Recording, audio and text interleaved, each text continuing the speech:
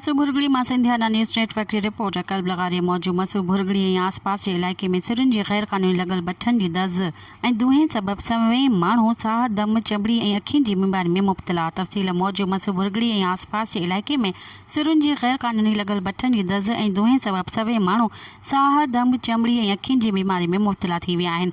सिरुनि जी गैर क़ानूनी बठनि जे करे ऐं तेज़ हवा सबब रोड सां सफ़र कंदड़ हज़ारे माण्हुनि जी ज़िंदगियूं अज़ाब बणिजी वयूं ऐं केतिराई माण्हू चमड़ीअ साह दम ऐं अखियुनि जे नूर खां महरूम ऐं सवें माण्हू अखियुनि जी बीमारियुनि जे करे डॉक्टरनि जे वर चढ़ियल।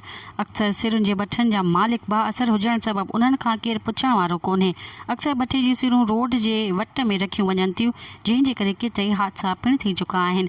जिण त गैर क़ानूनी हलंदड़ बठनि जे मालिकनि जी सरपरस्ती बाअसर माण्हू करे रहिया आहिनि। इलाइक़े वासियुनि आला अख़्तियारियुनि खां मुतालबो कयो आहे त रोड ते गैर क़ानूनी हलंदड़ बठा बंदि कराए इंसानी जानियूं बचायूं वञनि।